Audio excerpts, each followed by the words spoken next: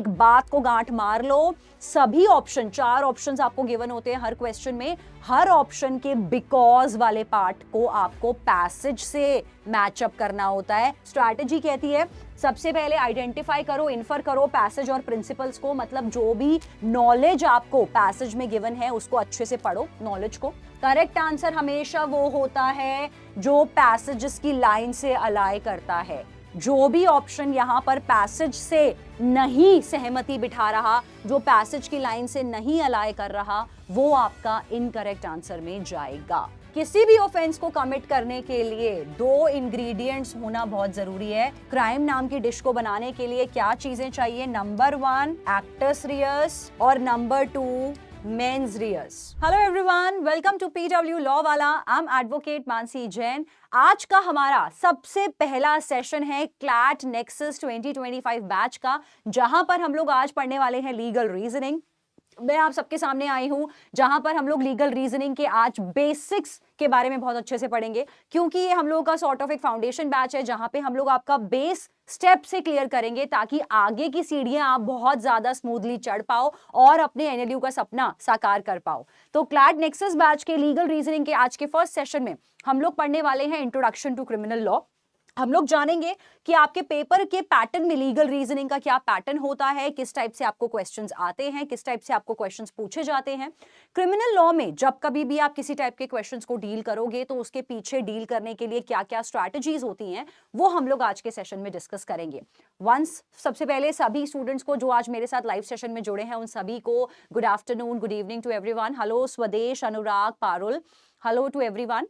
एक बात बता दूं कि जिन बच्चों ने एक यूनिटी फीचर आ चुका है पीडब्ल्यू का, यूनिटी फीचर के लिए आपको पीडब्ल्यू यूनिटी पर जाना है। वहां पर आपको एक लिंक मिलेगा, अपने आप को आपको रजिस्टर करना है वाया योर जीमेल आईडी। जैसे ही आप अपनी जीमेल आईडी से वहां पर यूनिटी, पीडब्ल्यू यूनिटी में अपने आप को रजिस्टर करेंगे, आपको बहुत सारे मल्टीपल बेनिफिट्स मिलेंगे जो हमारे अभी ये यूट्यूब सेशंस में काम आने वाले हैं।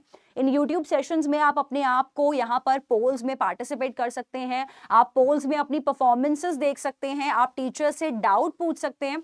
जिन बच्चों को दिक्कत है डाउट पूछने के लिए, हाय दीपक, हेलो श्रीधर, मुकेश, प्रियांशी, स्वदेश, Jatin, hello to everyone.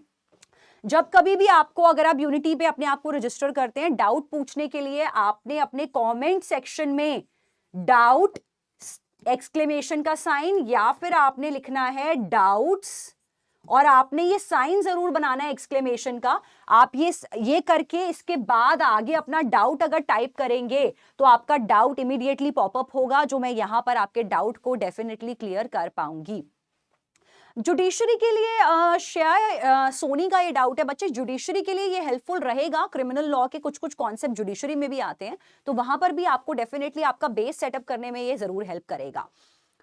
Okay Deepak, I am faculty for the law vertical only. अभी जुडिशरी के मैं नहीं हूँ, ऑल्दो डेफिनेटली क्या पता फ्यूचर में ऐसा कुछ हो तो मैं बिल्कुल नीति जुडिशरी बैच में डेफिनेटली पढ़ाना चाहूंगी। हाय आशा, हेलो नचिकेत, हेलो सिद्ध, ओ हाय अंशु। ओके तो चलिए शुरू करते हैं आज के क्रिमिनल लॉ की क्लास से। सबसे पहले तो लीगल रीजनिंग का आपको ये सबको पता ही होगा कि आपका जो क्लैट का पेपर है वहां पर आपको 5 सेक्शंस में आपके क्वेश्चंस मैप आउट किए जाते हैं। ये 5 सेक्शन कौन से होते हैं? एक आपको इंग्लिश का सेक्शन आता है, सेकंड सेक्शन आपको आएगा लॉजिकल रीजनिंग का एक सेक्शन होता है, एक सेक्शन होता है आपका लीगल रीजनिंग का, एक सेक्शन होता है आपका जीके एंड करंट अफेयर्स का, एंड लास्ट सेक्शन होता है आपका क्यूटी जिसको हम लोग क्वांटिटेटिव टेक्निक्स बोलते हैं, और वहां पे आपका मैथ्स आता है। तो अभी हम लोग बात कर रहे हैं लीगल रीजनिंग की। लीगल रीजनिंग में अप्रोक्सीमेटली जो आपसे क्वेश्चंस पूछे जाते हैं पेपर में वो 35 से 39 क्वेश्चंस होते हैं। यहाँ पर जितने भी क्वेश्चंस होते हैं वो लीगल कॉम्प्रिहेंशन बेस्ड होते हैं।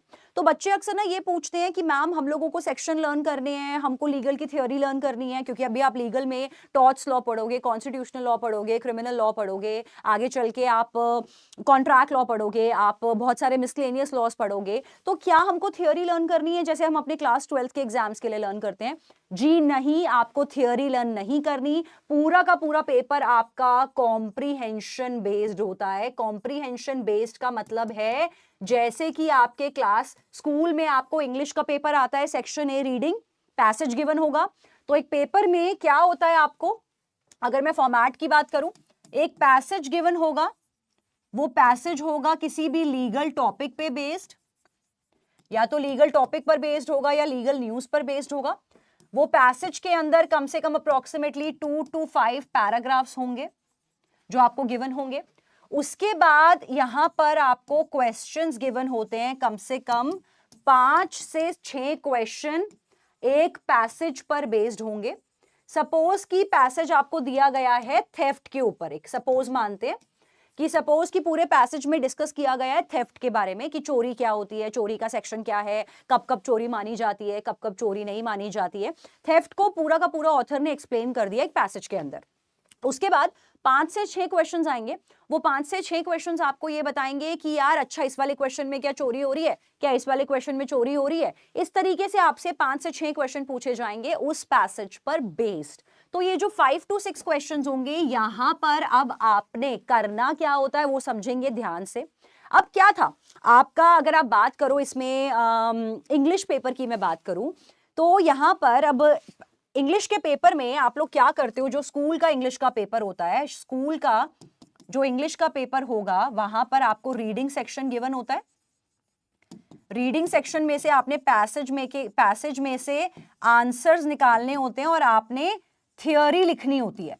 तो थियोरी लिखनी होती है, लेकिन यहां पर आपको ऑलरेडी ये पेपर आपका जो होता है ये एमसीक्यू बेस्ड होता है।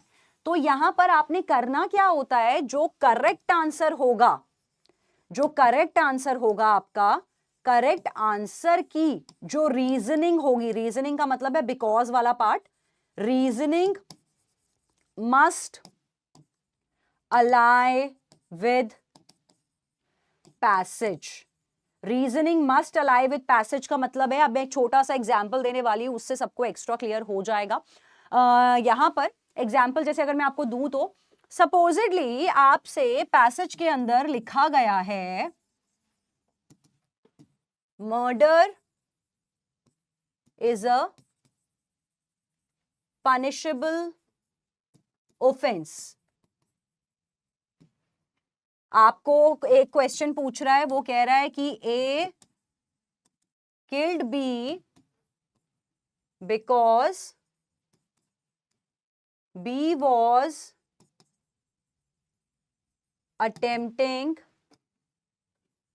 रेप ऑन ए।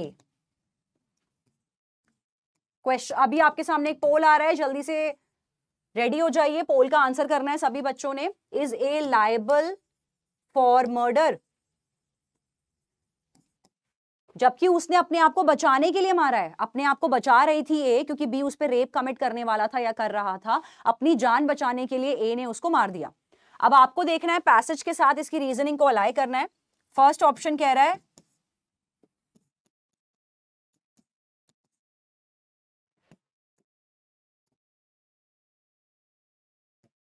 और सेकेंड ऑप्शन कह रहा है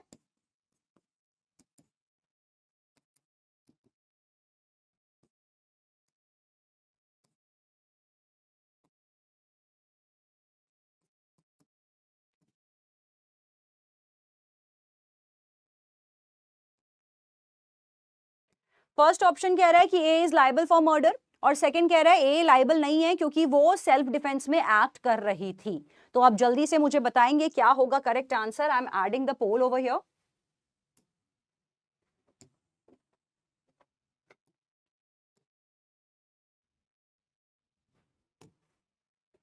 जल्दी से आंसर देंगे, ए या बी, क्या होना चाहिए correct answer. Happy Mahashivratri to you too Raj.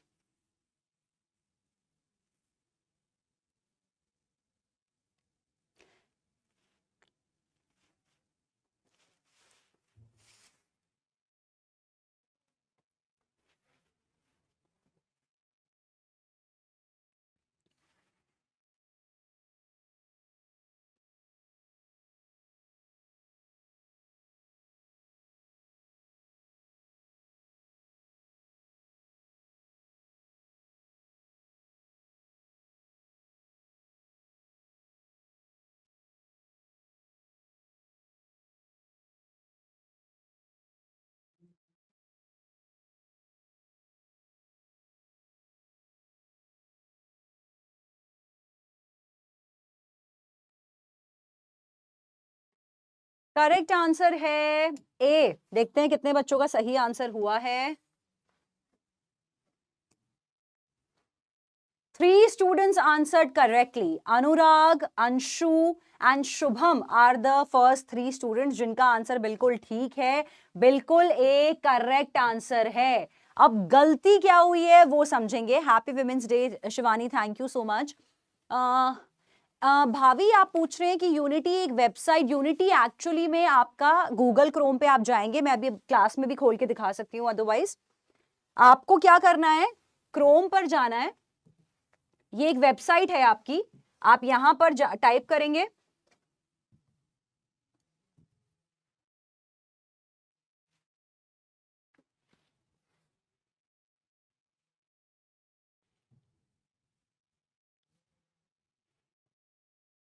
Unity, आपका खुल जाएगा उसके बाद। एक मिनट,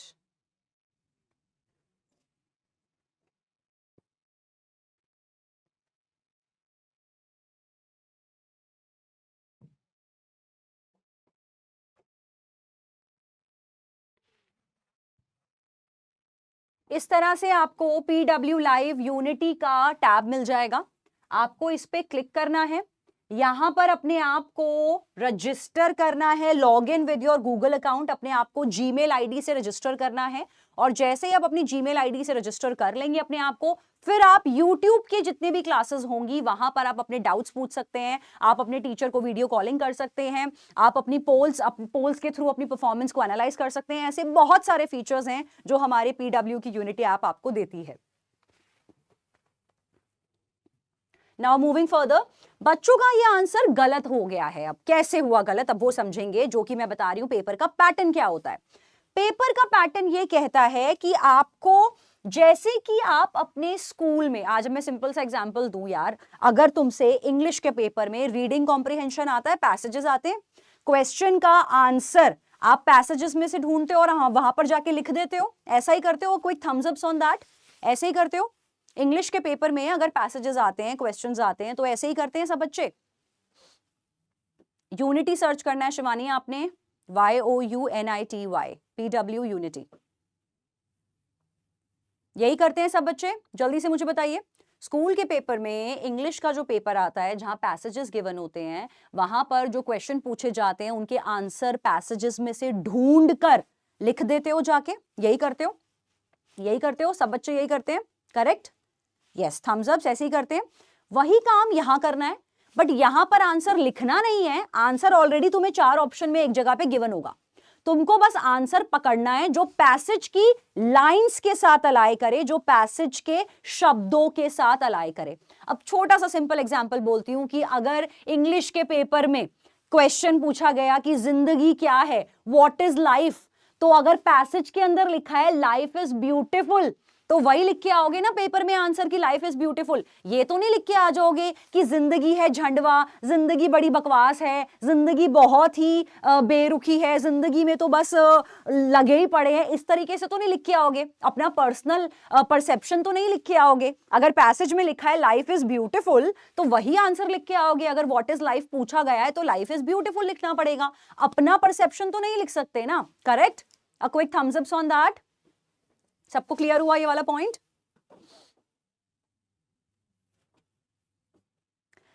दिलप्रीत, क्लास 12th में ही आपने अटेम्प्ट करना होता है क्लैट का एग्जाम।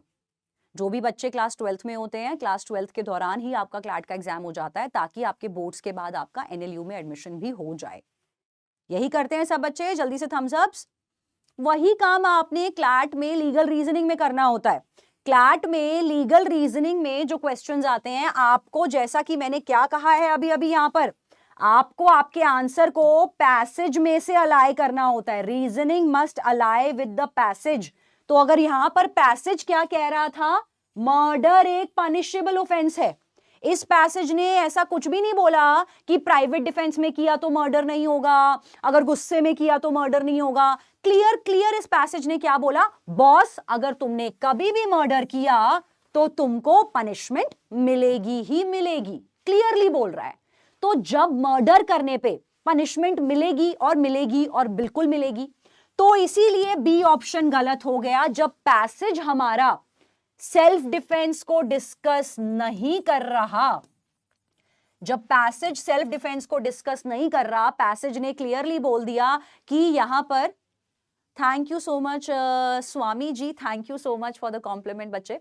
तो जैसा कि क्लियरली बोल दिया गया है कि पैसेज में जब क्लियरली बोल दिया कि मर्डर पनिशेबल है, तो उस हिसाब से ए ही करेक्ट आंसर होगा कि अगर ए ने मर्डर कर दिया है तो बॉस उसको पनिशमेंट मिलेगी ही मिलेगी।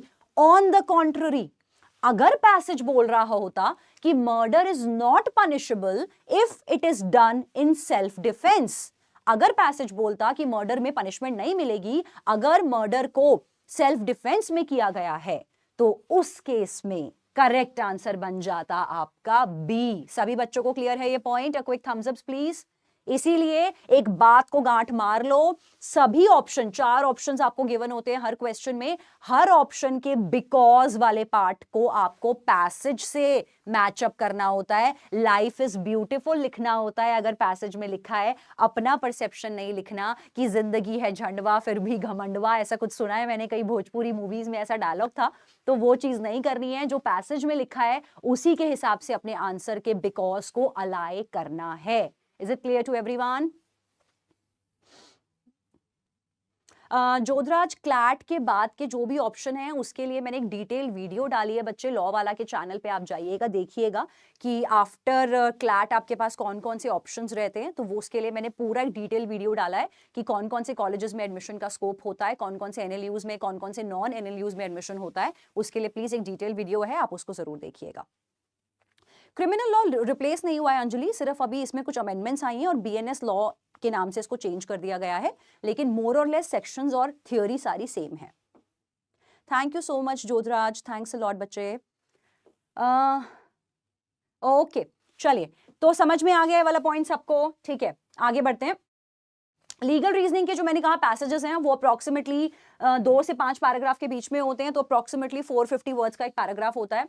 यहाँ पर आपको लीगल सॉल्यूशंस निकालने होते हैं। जैसा कि मैंने कहा, सबसे पहले इसकी स्ट्रैटेजी मैप आउट कर लेते हैं कि किस तरीके से आपने क्वेश्चंस को सॉल्व करना होता है। स्ट्रैटेजी कहती है सबसे पहले आइडेंटिफाई करो, इन्फर करो पैसेज और प्रिंसिपल्स को, मतलब जो भी नॉलेज आपको पैसेज में गिवन है उसको अच्छे से पढ़ो, नॉलेज को। उसके बाद वही knowledge, apply that knowledge to the story, मतलब सबसे पहले तो पैसेज की नॉलेज को अच्छे से समझेंगे, पैसेज में गिवन क्या है, जैसा अभी हमने किया। फिर उस नॉलेज को आपने अप्लाई करना है ऑन क्वेश्चंस। थर्ड स्ट्रैटेजी कहती है match the answer with passage. Correct answer हमेशा वो होता है जो पैसेजेस की लाइन से अलाय करता है। जो भी ऑप्शन यहां पर पैसेज से नहीं सहमति बिठा रहा, जो पैसेज की लाइन से नहीं अलाय कर रहा, वो आपका इनकरेक्ट आंसर में जाएगा। क्लियर हुआ सबको? नेक्स्ट आता है, यहां पर कुछ ये बुक्स हैं, फेमस बुक्स हैं जो कि काफी अच्छी बुक्स हैं। लीगल रीजनिंग अगर आप पढ़ना चाहते हैं, लीगल रीजनिंग क्लैट के लिए, लीगल अवेयरनेस और लीगल रीजनिंग की बुक है by Pearson, legal aptitude and legal reasoning की बुक है by A P Bhardwaj, and objectives of legal aptitude के लिए बुक है आरएस अग्रवाल। इन बुक्स को आप कंसिडर कर सकते हैं फॉर योर क्लैट प्रिपरेशन, जहां पर आपके लीगल रीजनिंग सेक्शन की तैयारी बहुत अच्छे से हो जाती है। शुभम, बीएनएस का मतलब होता है भारतीय न्याय संहिता। नमन, अच्छी बात है यार, फ्री में दे रहे हैं नेक्सस बैच, क्यों पे करना है आपको इस चीज के लिए? तो इसका पेड बैच कब आएगा? पेड पे क्यों जा रहे हो? अगर आप पेड बैच परचेज करना चाहते हो, पेड बैच को ज्वाइन करना चाहते हो, तो अभी आपके लिए एक बेनिफिट है, विश्वास दिवस ऑफर चल रहा है अभी फिजिक्स वाला का, जिसमें कि एक्चुअली 2 दिन बचे हैं अभी। तो विश्वास दिवस ऑफर के दौरान हमारे जो पेड बैचेस हैं, क्लैट अचीवर्स प्रो बैच 2025 और क्लैट अचीवर्स बैच 2025, इन दोनों बैचेस की कॉस्ट को इस टाइम पे स्लैश करके काफी ज्यादा डिस्काउंटेड प्राइस में अवेलेबल है। वहां पर आपको बहुत सारा प्रैक्टिस कंटेंट मिलता है, जो कि नेक्सस बैच में हम डीपीपी कंटेंट प्रोवाइड करते हैं, लेकिन अचीवर्स प्रो बैच और अचीवर्स बैच में आपको E modules, mock test series, mock test solutions, unlimited question bank, इस तरह से आपके पास प्रैक्टिस कंटेंट, बहुत इनफाइनाइट प्रैक्टिस कंटेंट होता है। और अभी वीडियो ऑफर्स चल रहे हैं, तो please go ahead and make the best use of it. Okay, next आ जाता है आपका पैसेज को बहुत ज्यादा केयरफुली पढ़ना है, जैसा कि मैंने कहा जब भी आप पैसेज पढ़ेंगे बहुत केयरफुली पढ़ेंगे। यहां पर लीगल रीजनिंग के क्वेश्चंस को आपने एस्टैब्लिश करना है। Keep your scope of understanding, इस तरीके से आपको रखना है। अपने इमोशंस को ऑलवेज कीप असाइड, हमेशा ये ध्यान रखना इमोशनल चॉइसेस वाले आंसर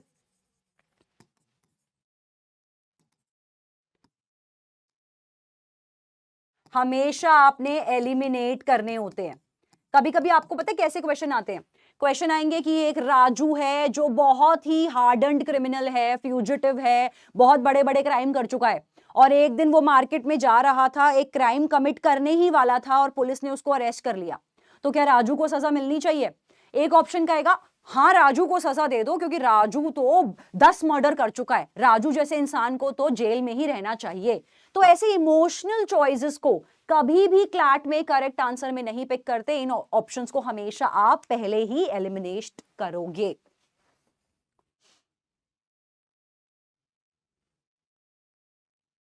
ओके, नेक्स्ट है आपका सूटेबल आंसर आपने निकालना है। डू नॉट अज्यूम और एक्सटेंड द फैक्ट्स। ओके, अब आज की क्लास का टॉपिक शुरू करते हैं। बेसिक्स ऑफ क्रिमिनल लॉ से शुरू करते हैं। What is crime? सबसे पहले तो कभी भी किसी भी क्राइम को कमिट होने के लिए दो चीजें सबसे ज्यादा इंपॉर्टेंट हैं। क्राइम क्राइम अभी तक हम लोग बोल रहे हैं, लेकिन एक्चुअली में हम बोलते हैं ऑफेंस। किसी भी ऑफेंस को कमिट करने के लिए दो इंग्रेडिएंट्स होना बहुत जरूरी है। अगर ये दो इंग्रेडिएंट्स नहीं है, एक भी मौजूद नहीं है, तो क्राइम नाम की डिश नहीं बन सकती। क्राइम नाम की डिश को बनाने के लिए क्या चीजें चाहिए? नंबर 1 एक्टस रियस और नंबर 2 मेंस रियस। ये होता क्या है? ये होता है आपका गिल्टी एक्ट और ये होता है आपका गिल्टी माइंड। गिल्टी एक्ट और गिल्टी माइंड होना बहुत जरूरी है क्राइम कमिशन के दौरान। मतलब कि अगर आपने क्राइम कमिट किया और आपका गिल्टी माइंड नहीं था, मतलब आप किसी को बचाना चाहते थे या आप किसी को प्रोटेक्ट करना चाहते थे, आप खुद को प्रोटेक्ट करना चाहते थे, इसीलिए आपने क्राइम कमिट किया, तो ये चांसेस हैं कि आपको कोई सजा नहीं मिलेगी, जो कि हम अपने अगले सेशन में पढ़ेंगे। पर अभी क्राइम कैसे कमिट होगा पहले वो पढ़ लेते हैं। ये दो चीजें होना बहुत जरूरी है, एक्शन प्लस इंटेंशन, जैसा कि पारुल ने बिल्कुल ठीक कहा। यहां पर एक्टस रियस और मेंस रिया, गिल्टी एक्ट और गिल्टी माइंड। अब गिल्टी एक्ट कैसे कैसे हो सकता है ये ध्यान रखेंगे।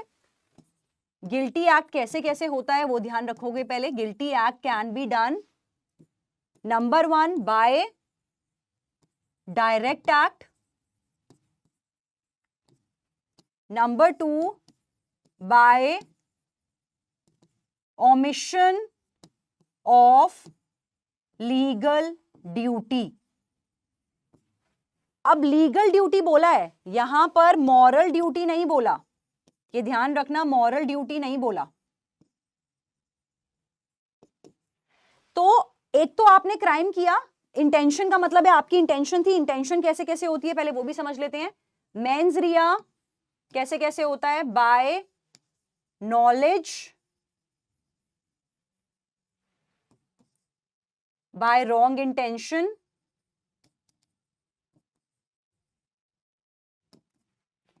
And also by negligence. आज अगर तुम एक क्राइम कमिट करो और ये बोल रहे हो सॉरी मुझसे गलती से क्राइम हो गया, मैं चाहता नहीं था क्राइम करना, मैं तो सिर्फ ये सोच रहा था कि ये नेकलेस मेरा है या मेरी मम्मी का है, इसलिए मैंने नेकलेस आपके घर से चुरा लिया, तो इस केस में आपको सजा मिलेगी। कोई भी क्राइम अगर आप नेग्लिजेंटली भी कर रहे हो तो भी आपको सजा मिलेगी। आपको पता था कि मैं जो काम कर रहा हूं, आपको ये नॉलेज थी कि इस चीज से क्राइम हो सकता है, तो भी आपका मेंस रिया माना जाता है। और जानबूझकर आपने क्राइम किया है, रॉन्ग इंटेंशन थी आपकी, तो भी आपको यहां पर सजा डेफिनेटली मिलती ही मिलती है। तो मेंस रिया हो सकता है इन 3 तरह से, आपका एक्टस रियस हो सकता है इन 2 तरह से। डायरेक्ट एक्ट मतलब मैंने डायरेक्टली चोरी कर ली, किडनैपिंग कर लिया, मर्डर कर लिया, डाका डाल दिया, रॉबरी कर ली, डेकॉइटी कर ली। दूसरा जो इंपॉर्टेंट है और ध्यान से समझेंगे, बाय ओमिशन। ओमिशन होता है मतलब कि जो चीज आपको करनी चाहिए थी जो आपकी लीगल ड्यूटी थी वो चीज आपने नहीं करी, मतलब जो चीज करना आपकी जिम्मेदारी थी, अगर आप वो नहीं करते हो तो उस केस में आप पे क्राइम लग जाएगा। अब इसका एक क्वेश्चन आ रहा है आप लोगों के सामने, जल्दी से मुझे एग्जांपल आंसर देंगे पोल्स में। क्वेश्चन है आपके पास, बेगर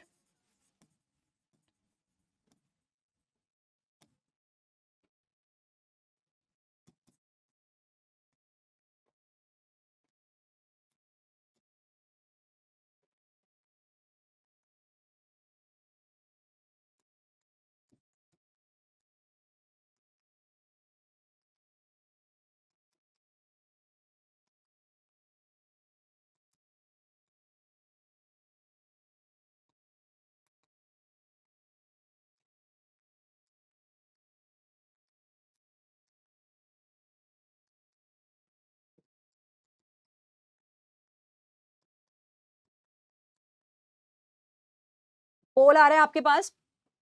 राजू के पास एक भिखारी आया, ये बोलता हुआ कि प्लीज बाबा मुझे खाना दे दो, मैंने बहुत दिन से खाना नहीं खाया, मैं बिल्कुल मर जाऊंगा, मैंने इतने दिन से खाना नहीं खाया। राजू ने उसको तब भी खाना नहीं दिया, और जो बेगर था, जो भिखारी था, वो उसी टाइम वहीं पर मर गया। तो अब राजू पर मर्डर लगना चाहिए, क्या राजू लाइबल है? आपको लगता है राजू लाइबल है तो यस आंसर पे टिक करेंगे, आपको लगता है राजू की कोई लाइबिलिटी नहीं है तो आप नो पे टिक करेंगे। लेट्स सी कितने बच्चे करेक्ट आंसर्स देते हैं। I am expecting a good number of answers now.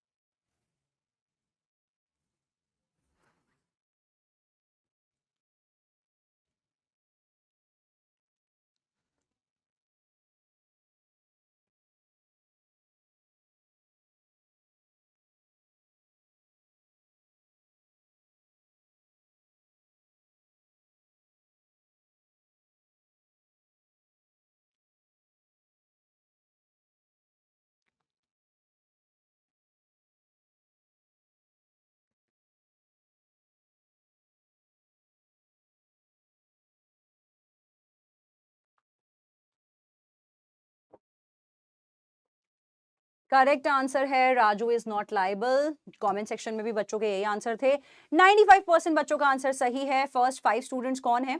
Anurag, Piyush, Swadesh, Ranjan, Parul, Rinshu, Apex, Manya, Dilpreet, Aryan, Shivani, Neetu, Anshu, Manoj, Ashish, Naveen, Shubham, Sameera and Aastha are the first 19 students जिन्होंने आंसर बिल्कुल ठीक दिया है। ही इज नॉट लाइबल, क्योंकि खाना देना सिर्फ उसकी मॉरल ड्यूटी थी, लीगल ड्यूटी नहीं थी, मॉरल ड्यूटी थी, इसीलिए कोई लाइबिलिटी यहां पर राजू की नहीं बनती। अब मैं एक और क्वेश्चन पूछती हूं आप लोगों से, जल्दी से उसका करेक्ट आंसर मुझे देंगे। क्वेश्चन है,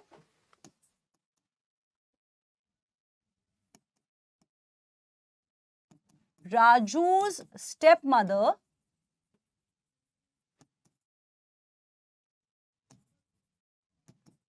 locked him in a room, एक रूम में बंद कर दिया, उसको खाना नहीं दिया,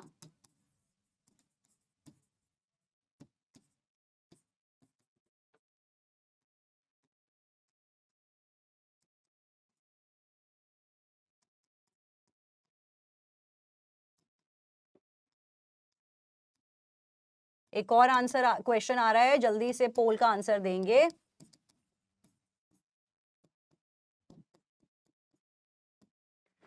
राजू की स्टेप मदर ने, सौतेली मां ने उसको एक कमरे में बंद कर दिया और 10 दिन तक उसको खाने के लिए कुछ नहीं दिया। राजू की डेथ हो गई, तो क्या उसकी मम्मी, स्टेप मदर जो सौतेली मां है, क्या उसकी लाइबिलिटी बनती है? आंसर देंगे यस और नो से, जल्दी से आंसर देंगे clearly. Adding the poll over here again.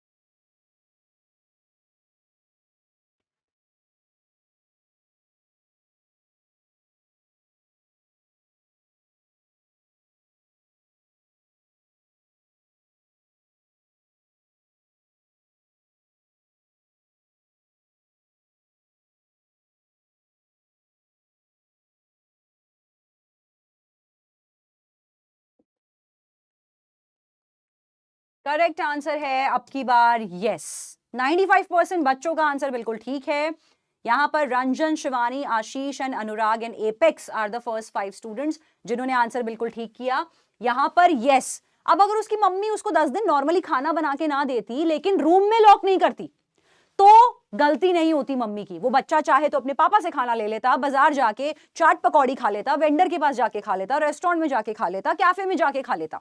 उसने उसको कहीं पर एक तो नंबर 1 लॉक कर दिया, लॉक करने के बाद उसको खाना नहीं दिया, तो इस केस में टोटली ड्यूटी बनती थी उसकी, लीगल ड्यूटी बनती थी। दैट इज व्हाई मर्डर के लिए शी इज लायबल। तो ये आपका एग्जाम्पल हो गया ओमिशन ऑफ लीगल ड्यूटी का। तो इसका मतलब है कभी कभी अगर आप अपनी लीगल ड्यूटी नहीं कर रहे हो तो वो भी आपका क्राइम में एक्टस रिया बन जाता है और इस केस में पनिशमेंट मिलती है। ओके, क्लियर हुआ सबको? प्रियांशी, अगर आपके लेवल पर पोल नहीं आ रहा तो बच्चे प्लीज एक बार अपना रिफ्रेश करिए उस केस में, ठीक है? चलिए, तो अब डिफरेंस समझ लेते हैं। पहले तो सिविल लॉ और क्रिमिनल लॉ के बीच में क्या डिफरेंस है, ठीक है? तो सिविल लॉ और क्रिमिनल लॉ के बीच में डिफरेंस होता है, सिविल लॉ में नंबर 1, सिविल लॉ और क्रिमिनल लॉ जो हम लोग पढ़ने वाले हैं, डिफरेंस समझना बहुत जरूरी है। सबसे पहले तो क्रिमिनल लॉ और सिविल लॉ में डिफरेंस क्या है? पहली बात तो जो केस फाइल होता है, यहां पर होता है केस का जो टाइटल होगा वो होता है प्लेंटिफ वर्सेस डिफेंडेंट। दोनों पार्टीज के नाम आते हैं यहां पर। प्लेंटिफ कौन होता है? Victim, victim party. यहां पर डिफेंडेंट कौन होता है? Wrong doer party. और इसका एग्जाम्पल सपोज मैं कह रही हूं गोपाल के साथ बुरा किया है श्याम ने, तो गोपाल वर्सेस श्याम केस का टाइटल होगा।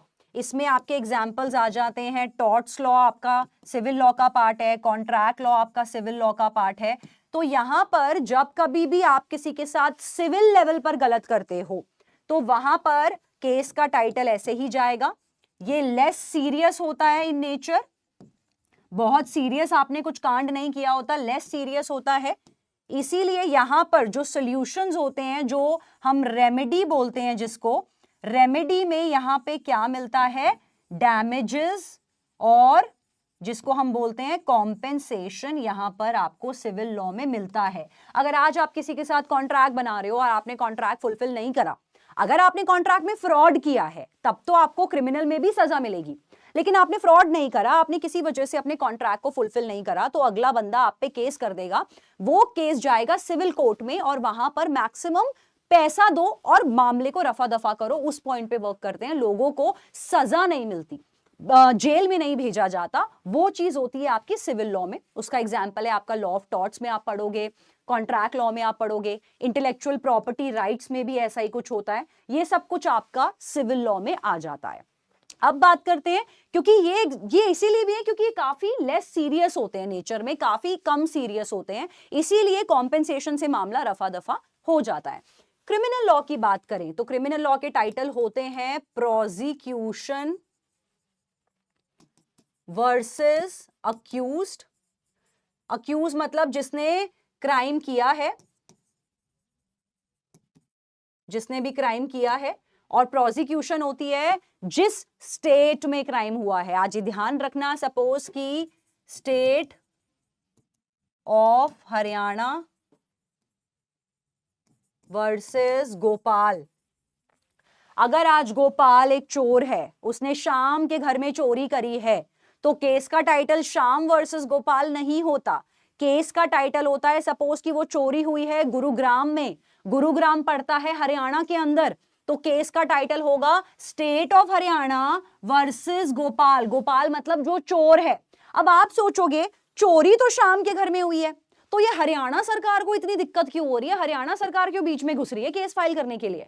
आप समझो, हम ये मान के चलते हैं कि जब कोई क्राइम कमिट होता है तो आप पूरे सोसाइटी के साथ गलत कर रहे हो, और इसको अगर लॉजिकली सोचा जाए तो क्राइम जब भी कोई कमिट होता है तो सारा काम आपका एग्जीक्यूटिव ब्रांच का होता है, पुलिस इन्वेस्टिगेशन करती है, एफआईआर करती है, फॉरेंसिक टीम आती है, वो एविडेंस कलेक्ट करती है, फिर कोर्ट का जो लॉयर होता है जिसको पब्लिक प्रोसिक्यूटर कहते हैं वो केस फाइल करता है कोर्ट में। अल्टीमेटली पूरी की पूरी सरकार का ये काम होता है प्रूफ करना कि गोपाल ने चोरी की है। श्याम जो कि विक्टिम है उनको कुछ नहीं करना होता। क्रिमिनल केसेस में विक्टिम का सिर्फ इतना काम है कि जाके उसको पुलिस के साथ सपोर्ट करना है, पुलिस को जाके एफआईआर लिखवानी है। आपको सिर्फ और सिर्फ यहां पर पुलिस के साथ हेल्प आउट करनी है, बाकी सारा काम पुलिस का होता है, सारा काम पब्लिक प्रोसिक्यूटर का होता है।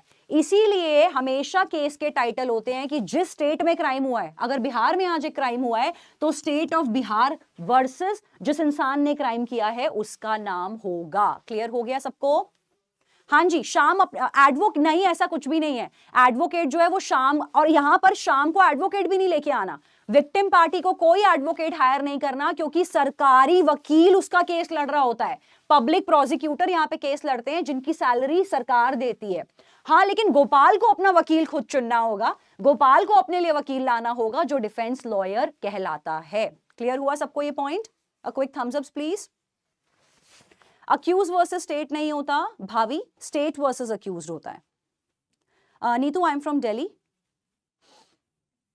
क्लियर हुआ सबको ये वाला point? A quick thumbs up please. Okay great.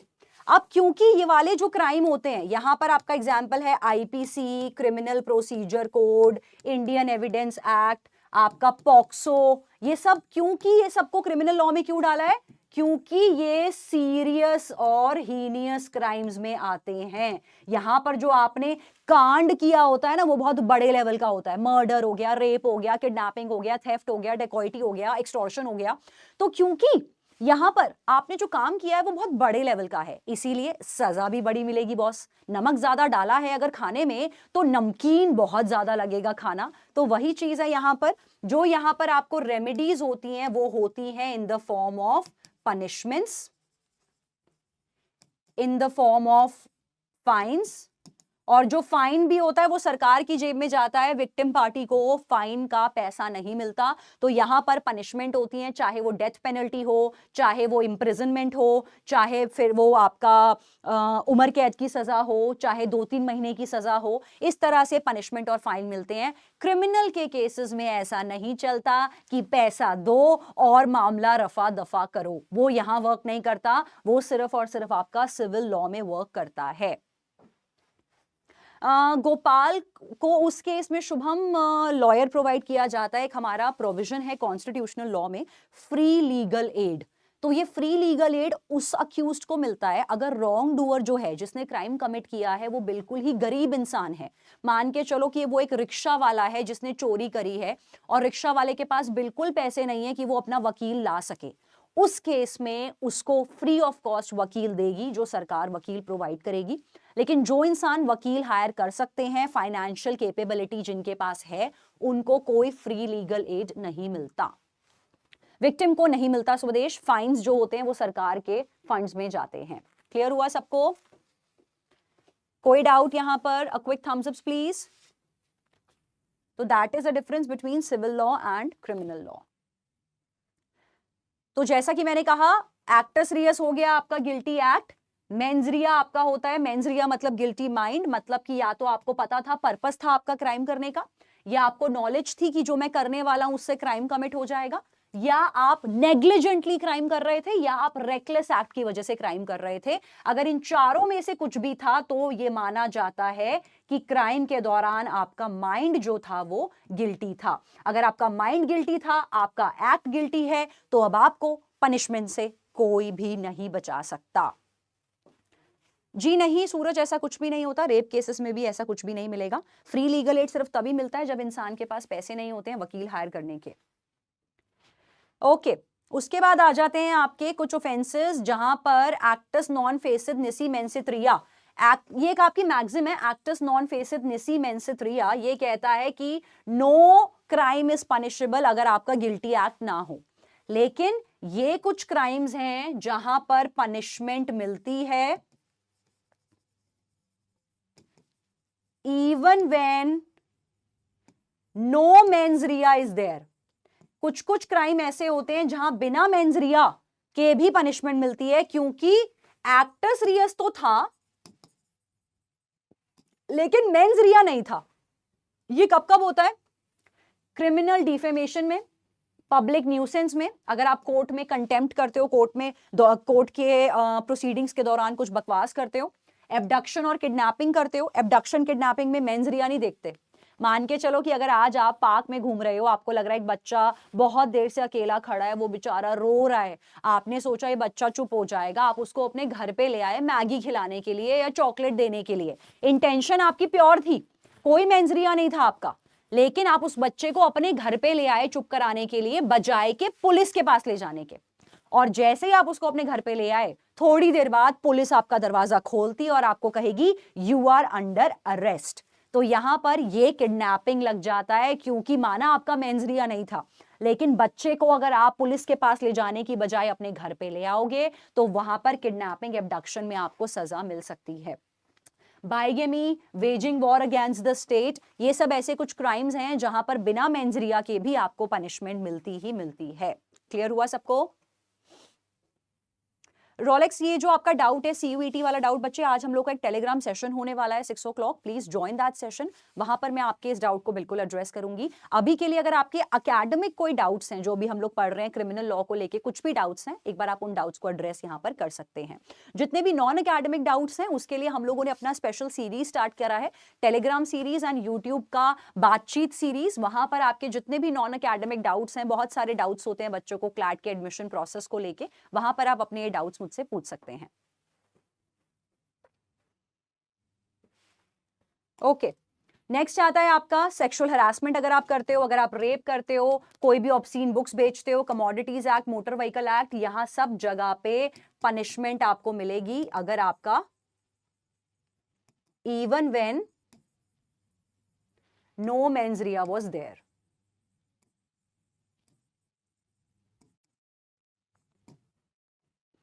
Next है आपका स्टेजेस ऑफ क्राइम। ये बहुत इंपॉर्टेंट टॉपिक है, stages of crime.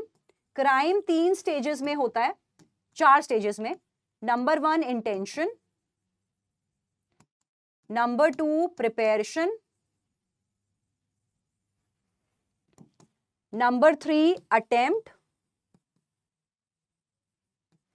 And number 4 actual commission. तो जब भी आप कोई क्राइम कमिट करते हो, ये 4 स्टेजेस होती हैं, तो वहां पर ये बात इंपॉर्टेंट है कि इंटेंशन और प्रिपेरेटरी स्टेज में कोई पनिशमेंट नहीं मिलती, नो पनिशमेंट इज देयर। आपने भी सुना होगा, एक मूवी आई थी जहां पे मनोज वाजपेयी बोलता है कि भाई क्राइम सोचने की सजा नहीं है, क्राइम को करने की सजा है। आज बहुत बार हमारा मन करता है यार कि अपने दुश्मन की जान ले लें, लेकिन हम नहीं जान लेते हैं क्योंकि हम कानून से डरते हैं।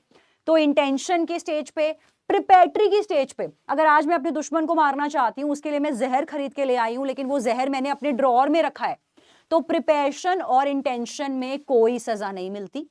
लेकिन जैसे ही आप उसके क्राइम का अटेम्प्ट ले लोगे या आपने एक्चुअली वो क्राइम कमिट भी कर दिया, तो आपको दोनों स्टेजेस पे सजा मिलेगी। अगर आपने अटेम्प्ट कर लिया लेकिन क्राइम को पूरा नहीं कर पाए, मैं गई तो थी किसी की जान लेने के लिए, मैंने उस पे गोली भी चलाई, लेकिन मेरा निशाना चूक गया, वो इंसान बच गया, तो मुझ पे लग जाएगा अटेम्प्ट टू मर्डर, और अटेम्प्ट की सजा भी मिलती है। ये ध्यान रखेंगे हमेशा, ठीक है? नो निकिता, एक्टस रियस और मेंस रिया ये आपके लैटिन टर्म्स हैं। बहुत सारा हमारा जो लॉ है वो ब्रिटिश लॉ से इंस्पायर्ड है, तो बहुत सारे मैक्सिम्स और बहुत सारे ऐसे वर्ड्स हैं जो लैटिन लैंग्वेज में हैं, इसीलिए उनको इंग्लिश में हम लोग कन्वर्ट करके पढ़ते हैं। That is it. ओके, तो ये दोनों स्टेजेस पनिशेबल होती है, इंटेंशन, अटेम्प्ट। और अब यहां पर कुछ लिखा है ऑफेंसेस, कुछ ऑफेंसेस हैं पनिशेबल एट प्रिपेरेटरी स्टेज। वैसे तो प्रिपरेशन में कोई सजा नहीं है, लेकिन कुछ ऑफेंसेस हैं जो प्रिपेरेटरी स्टेज में पनिशेबल होते हैं। कौन कौन से ऑफेंसेस होते हैं? अगर आप वॉर कर रहे हो अगेंस्ट द गवर्नमेंट, मतलब आप गवर्नमेंट के खिलाफ एक वॉर करने वाले हो, एक जंग करने वाले हो, और अभी आप प्रिपेरेटरी स्टेज में हो, मतलब आप सब गोला बारूद तैयार रख के अपने घर पे बैठे हो, आंदोलन जैसा कुछ करने के लिए सब बैनर वैनर बना के अपने घर पे बैठे हो, आपने अभी तक करा कुछ भी नहीं है और पुलिस को पता चल गया तो आपको प्रिपरेशन की भी सजा मिल जाएगी।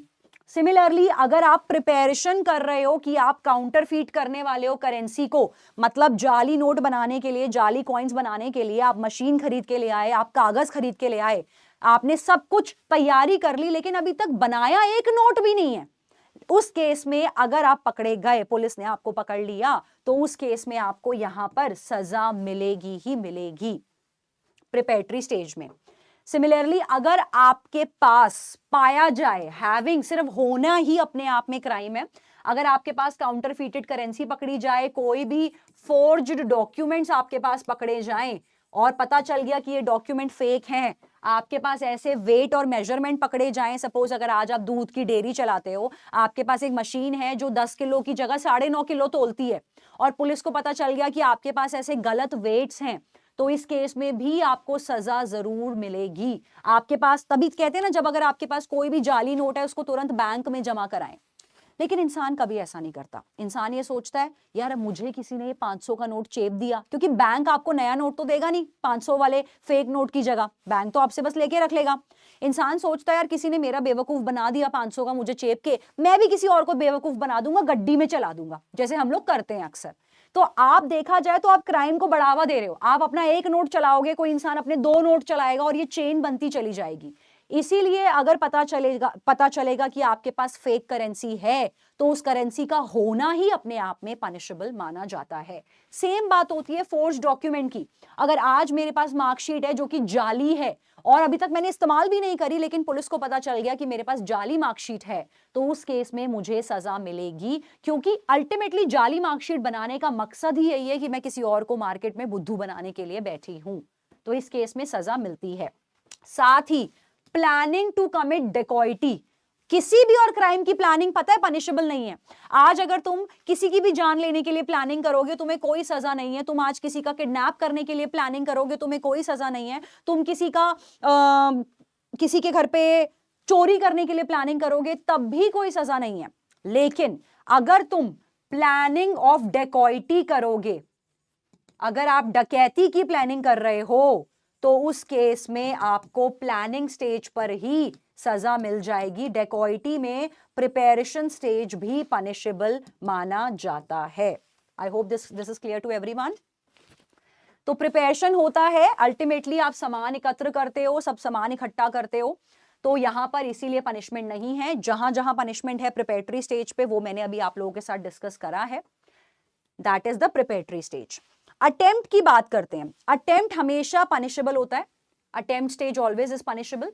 और अटेम्प्ट होता क्या है, अब अटेम्प्ट और प्रिपरेशन में फर्क क्या है, बच्चे अक्सर पूछते हैं। अटेम्प्ट होता है अपने गोल की तरफ लिया गया वो आखिरी स्टेप। अगर आज मैं किसी का मर्डर प्लान कर रही हूं, तो जब तक मैं जहर वहर लाके तैयार बैठी हूं, मैं प्रिपरेटरी स्टेज में हूं। अटेम्प्ट कब होगा, जब मैंने उसको वो जहर खाने में मिला के उसके सामने खाना रख दिया, मतलब मैं अटेम्प्ट ले चुकी, वो लास्ट स्टेप था जो मुझे करना था। आर्यन, जो आप पूछ रहे हो डेकॉइटी और चोरी में क्या फर्क है, बच्चे बहुत ज्यादा फर्क है। और हम अपने आगे आने वाले सेशन में जब हम लोग ये करेंगे ऑफेंसेस अगेंस्ट द प्रॉपर्टी, वहां पर हम डिटेल में समझेंगे कि थेफ्ट, डेकॉइटी, एक्सटॉर्शन और रॉबरी, इन चारों में क्या डिफरेंस है। तो मैं आज नहीं बता पाऊंगी रिंशु डेकॉइटी और रॉबरी के बीच में डिफरेंस, बट उस सेशन में मैं डिटेल में बताऊंगी, तो आपको सारे सेशंस को रेगुलरली देखना है। ओके, तो अटेम्प्ट का स्टेज बहुत ज्यादा यस पनिशेबल होता है। अटेम्प्ट होता है अपने गोल की तरफ लिया गया वो लास्ट स्टेप, और जब लास्ट स्टेप आप ले लेते हो, अब अगर तीर निशाने पे लग गया, तुम जिसका मर्डर करने गए थे तुमने मर्डर कर लिया, जिसका किडनैप करने गए थे तुम किडनैप कर लाए, तुम चोरी करने गए थे तुम चोरी कर लाए, तब तो तुमने एक्चुअल कमिशन कर दिया, तब तो तुम्हें सजा है ही है। लेकिन सपोजिडली लक खराब था, चोरी करने तो गए थे, चोरी करके भाग भी रहे थे, लेकिन जैसे ही घर का दरवाजा खोलने के लिए देखा तो पुलिस सामने खड़ी थी।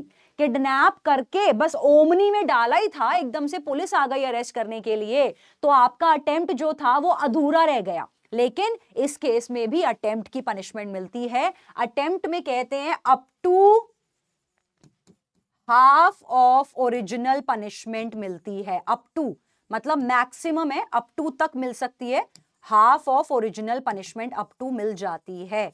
फॉर एग्जाम्पल, अगर किडनैपिंग की सजा है 7 इयर्स, तो अगर आपने अटेम्प्ट लिया है किडनैपिंग का, वो होगा अप टू 3.5 इयर्स तक की सजा आपको मिल सकती है अटेम्प्ट टू किडनैपिंग के केस में। ये ध्यान रखेंगे। सेक्शंस नहीं लर्न करने आज था, मैंने सेशन के स्टार्टिंग में भी बताया था, लीगल रीजनिंग कभी भी आपसे सेक्शंस नहीं पूछता। Thank you so much Jodhraj for the compliment बच्चे, God bless you. Peaceful protest और असेंबली कभी भी क्राइम नहीं होता सूरज, वेजिंग वॉर क्राइम है। अगर आप पीसफुल प्रोटेस्ट करना चाहते हो तो कोई क्राइम नहीं है, कोई सजा आपको नहीं मिलेगी। एक बात इंपॉर्टेंट है, अटेम्प्ट टू डू इम्पॉसिबल क्या क्राइम में आएगा?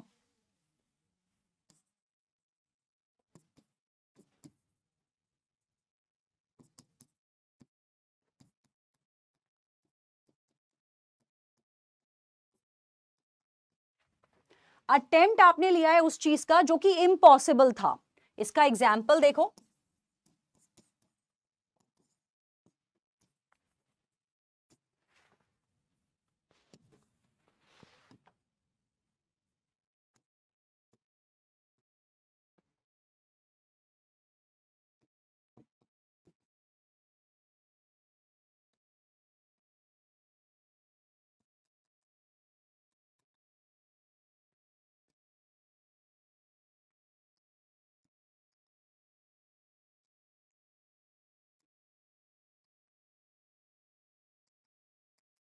क्वेश्चन आ रहा है आप लोगों के पास, आंसर देंगे जल्दी से। एक चोर ने रात को एक ज्वेलरी स्टोर में चोरी करने की सोची। उसने सोचा आज मैं सारी ज्वेलरी यहां से चुरा लूंगा, और जैसे ही वो स्टोर में घुसा ज्वेलरी चुराने के लिए, उसने देखा वहां पर कोई भी ज्वेलरी थी ही नहीं, एक भी ज्वेलरी अवेलेबल नहीं थी। तो इस केसेस में क्या उस थीफ को सजा मिलनी चाहिए थेफ्ट की?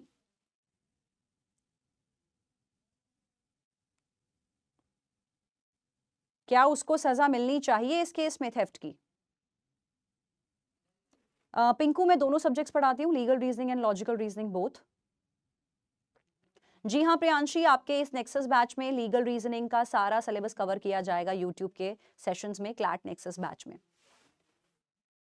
वहां पर एक भी ज्वेलरी थी ही नहीं, वो चोरी करने तो गया पर एक भी ज्वेलरी नहीं थी वहां पर। तो अब आप मुझे बताएंगे क्या पनिशमेंट मिलनी चाहिए इस केस में?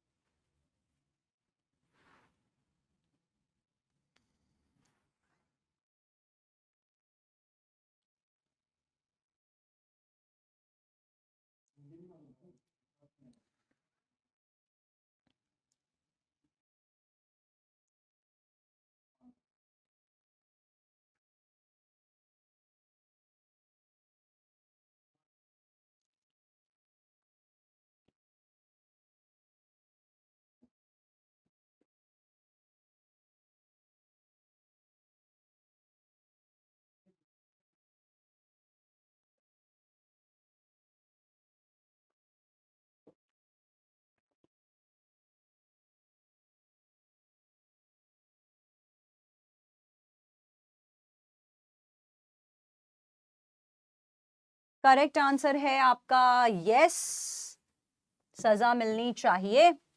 93% बच्चों का आंसर बिल्कुल ठीक है, very good, bright students are attending the class today.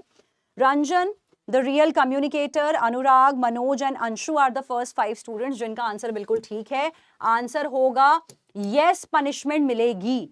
तो अगर आज आप एक क्राइम कमिट करने जा रहे हो, अगर आज आप एक क्राइम कमिट करने जा रहे हो जहां पर वो एक इम्पॉसिबल एक्ट है, मतलब कि वो होना ही नहीं था, अगर आज चोर एक आंटी का पर्स चुरा के भागा और बाद में पर्स में 1 रुपए भी नहीं थे, तो क्या चोर पर थेफ्ट लगना चाहिए? थेफ्ट नहीं लगता है, ऐसे केसेस में अटेम्प्ट टू थेफ्ट लग जाता है। तो अगर आज आप एक इम्पॉसिबल एक्ट करने जा रहे हो और वहां पर आपने अटेम्प्ट ले लिया है उसका, तो भी अटेम्प्ट की सजा मिलती है, चाहे वो एक्ट अपने आप में इम्पॉसिबल ही क्यों ना हो। इसका एक एग्जाम्पल देना चाहूंगी, मूवीज में दिखाते हैं ना, जैसे सपोज आप अपने दुश्मन को मारने गए रात को, आपके सामने आपका दुश्मन सो रहा था चद्दर ओढ़ के, आपने लेके गोली चलाई, 4 बुलेट्स फायर करी, और बाद में पता चलता है कि वहां पर तो सिर्फ तकिए रखे थे, आपका दुश्मन वहां सो ही नहीं रहा था। तो माय डियर फ्रेंड्स, आपको तकियों की जान लेने पर अटेम्प्ट टू मर्डर की सजा भुगतनी पड़ेगी, क्योंकि अगर इंसान होता तो मर चुका होता। तकियों पे गोली चलाने के लिए भी आप पर अटेम्प्ट टू मर्डर का चार्ज लग जाएगा। क्लियर हुआ सबको? Thank you so much Aastha बच्चे, God bless you. Is it clear to everyone? सबको क्लियर हो गया?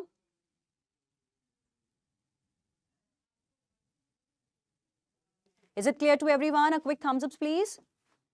Attempt to do impossible is also a crime. So attempt to commit is punishable. Offense should be done, the act towards it. Attempt is not expressly covered. Section 511, section number नहीं learn करना, section 511 IPC का discuss करता है, attempt को punishable मानता है. Attempt is punishable. Okay, clear. ये मैंने बता ही दिया है कि आप गिल्टी होते हो, जब भी अटेम्प्ट इम्पॉसिबल होता है तब भी आपको पनिशमेंट मिलेगी. So on this note, I have to wind up today's session. I hope everything was clear to everyone. एक छोटा सा जल्दी से क्विक क्वेश्चन पूछ लेती हूं मैं, आंसर देंगे इस क्वेश्चन का जल्दी से सब बच्चे.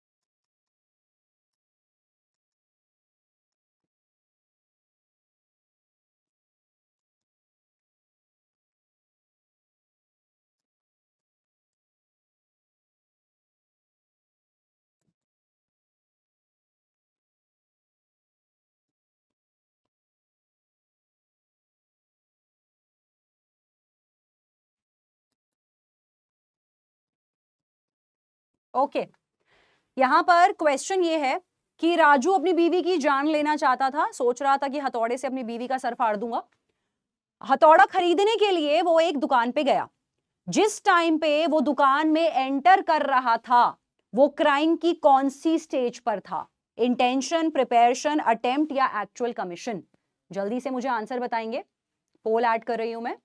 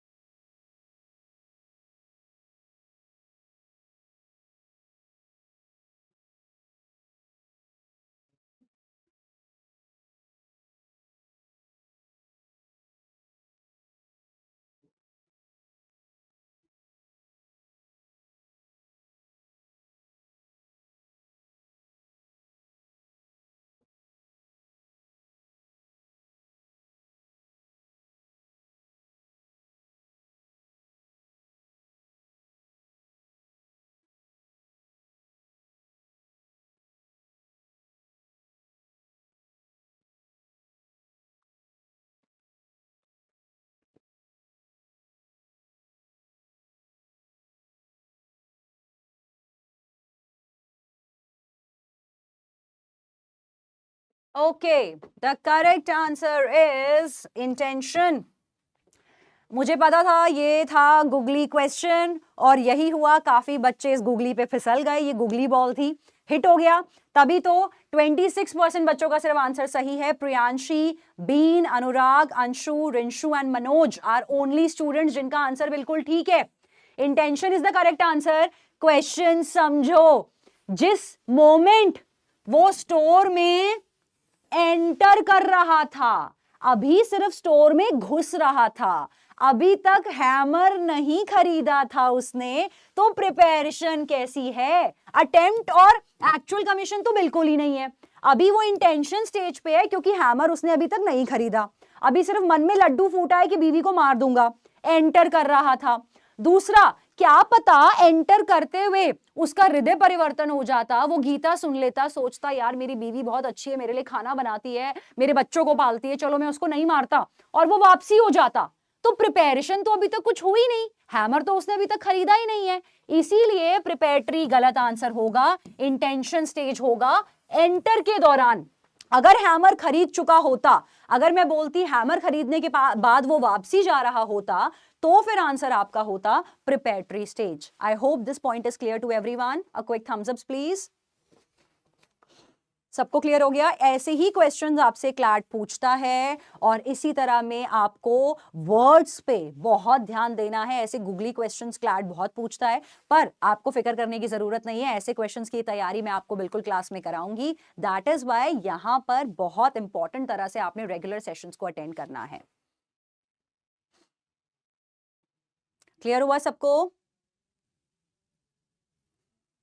Okay, very good, very nice. जल्दी से एक छोटा सा लास्ट क्विक पोल कर लेते हैं। आई होप क्लास में जो भी आज हम लोगों ने पढ़ा सारे कॉन्सेप्ट क्लैरिटी रही आपको, तो एक छोटा सा लास्ट में पोल कर लेते हैं। अगर आपको क्लास पसंद आई तो प्लीज एक अच्छा सा थम्स अप दे दो गुड स्माइल्स के साथ। तो प्लीज एक छोटा सा लास्ट पोल कर लेते हैं, एक वोट टाइप कर लेते हैं। अगर आपको क्लास पसंद आई तो please give a thumbs up, अगर नहीं अच्छी लगी या किसी वजह से कुछ पॉइंट्स रह गए, लूप्स रह गए, तो accordingly you can take it.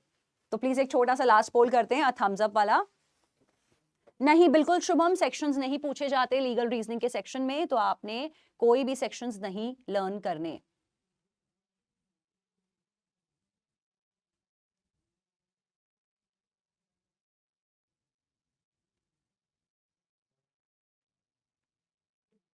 CLAT का नया बैच बहुत जल्दी आने वाला है नमन, लेकिन अगर आप अभी भी चाहें तो हमारा अचीवर्स प्रो बैच ज्वाइन कर सकते हैं। वहां आपके पास सारे जो क्लासेस आपकी मिस हुई हैं उसके रिकॉर्डेड सेशंस आपके पास अवेलेबल होंगे, सारे डीपीपी क्वेश्चंस भी आपको अवेलेबल होंगे, तो इस तरह से आप वहां से अपना बैकलॉग कवर कर सकते हो नमन। I could see a lot of thumbs ups in the comment sections also. Very nice.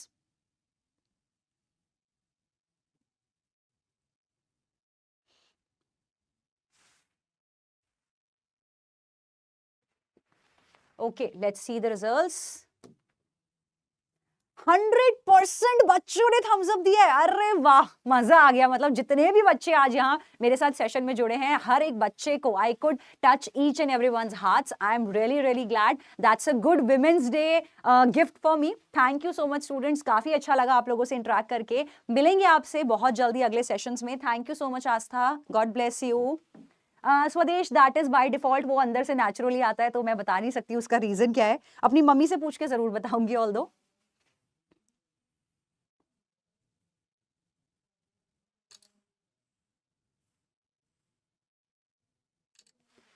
Okay, so on that note,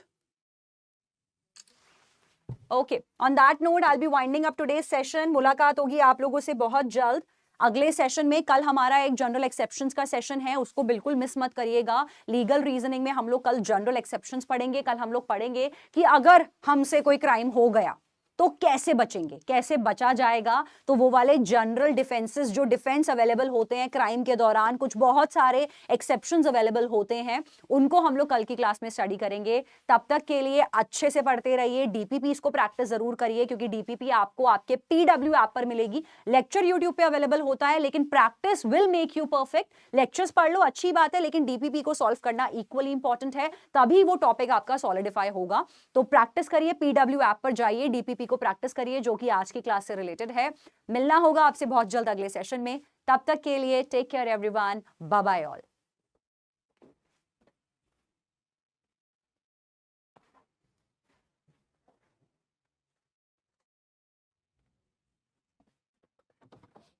है